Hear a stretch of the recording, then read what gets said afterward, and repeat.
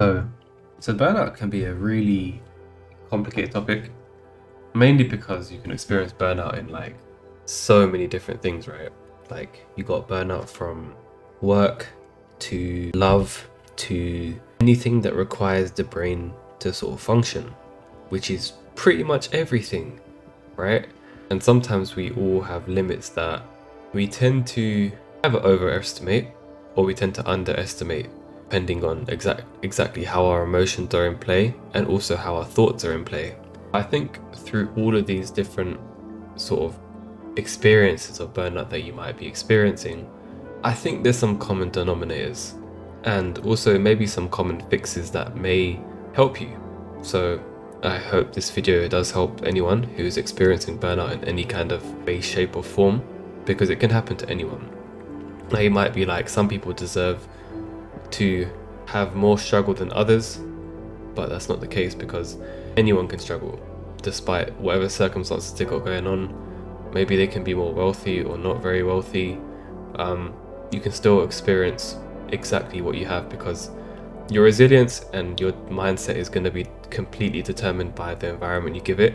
So if you're someone who is, like the stereotype, if you're more richer, you have less struggles, that's true to some extent, but you also have to understand that they're only capable of experiencing life within that environment. So when they don't have that environment, they're going to struggle. So just a word of note for those people who are always talking about how some people don't deserve to have problems, because it can happen to everyone. You're human, they're human, and anyone who is human are going to experience some kind of setback or some kind of stages of burnout within their life, no matter what they're doing. And it could be as small or as large as possible. Again, it could be something as minor as, I didn't drink enough water today, or you might have just lost a loved one, whatever the case may be, right? Terrible examples, by the way, but I hope you get the point. So I think let's start by talking about workplace burnout, because I think that's the most common one that is at least talked about the most now. I think ultimately it just dives into how much you're specifically earning for the kind of labor that you're doing. I don't think anyone's going to have any sort of complaints if they were earning a salary that they thought that they were deserving of. So typically it's because they feel like they're being overworked and underpaid. And to be honest, I don't think anyone could really consider themselves completely burnt out unless they're earning or at least if they are earning 6 figures plus, for example, right? It'll be really hard to experience burnout because the reward is so high for what you're given into. So that kind of mindset shift of what you're doing can have profound effects, because if you get two people who are working on the same thing, one gets paid say 6 figures, one gets paid less, right? Let's just say 50,000, right? For example, the person who's more likely to experience burnout in this kind of scenario is going to be the one who's earning less. And so when you don't exactly get the results that you want or you expect based on the sort of scenario where you've done a lot of work, you're going to experience burnout. And so the same applies to even studying. Say for example, if you're someone who's trying to do really well on a test, you may feel burnt out because you feel like there's too much workload for what you're getting out of it, because it's a test at the end of the day. It's not like it's your entire sort of grade, right? But if it was your entire grade, you probably wouldn't experience burnout because you're only sort of doing it once and you're putting all your effort into just one test. And again, if we talk about love, for example, then the people who, crave love the most and desire a partner, like to the point where they might put another person on a pedestal, they're not exactly going to experience the same kind of love that they sort of give to people. Now, this could also be seen as burnout, which it might be kind of strange to you guys, right? To think that even something like that could cause burnout. Well, it will change your perspective to the point where you feel mentally exhausted and you feel like giving up. But in this scenario, it's more so because, you're not treating yourself with respect, or you're working too hard for the reward that you're getting. Again, the same thing applies. We're trying so hard, but we're not getting exactly what we want out of it because we have so many set expectations on what is, or at least what should be there. So depending on what you expect out of life and all of this sort of different scenarios that I've mentioned, and even more, this is going to have a pretty big effect on how you essentially live.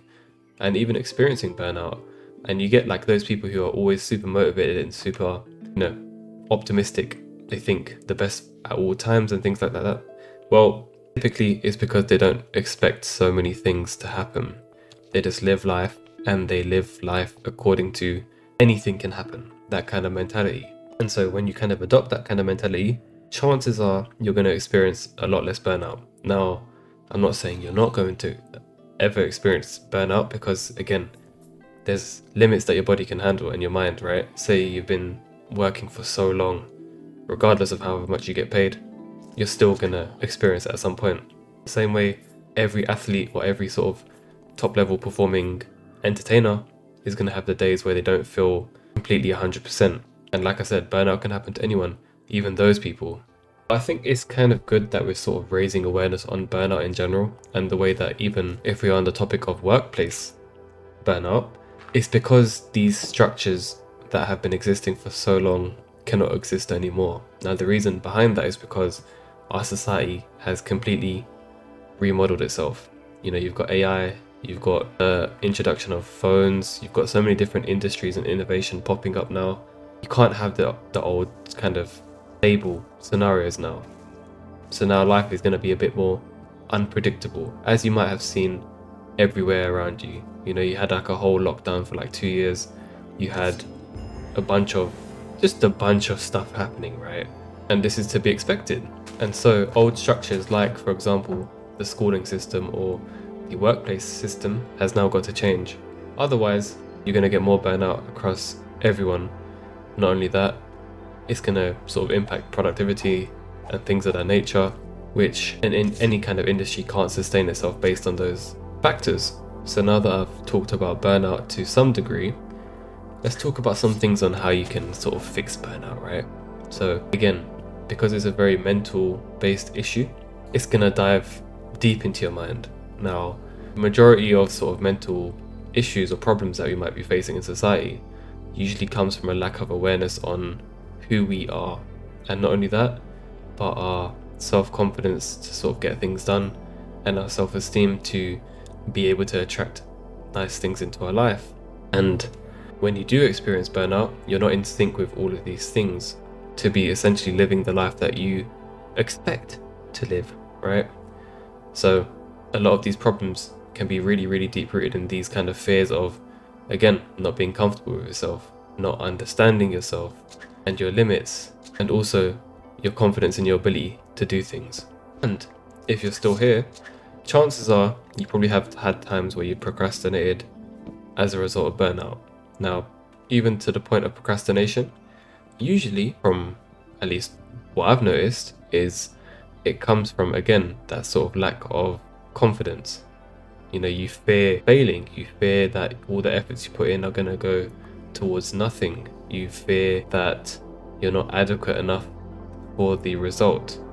And that's why I say when this kind of mindset shift occurs, where you believe in yourself a lot more, you trust yourself a lot more, and you're self-aware to know what works best for you, is like the ultimate recipe to fixing burnout. Because if you do respect yourself, you're going to take more rest, you're going to let your body heal and your mind heal.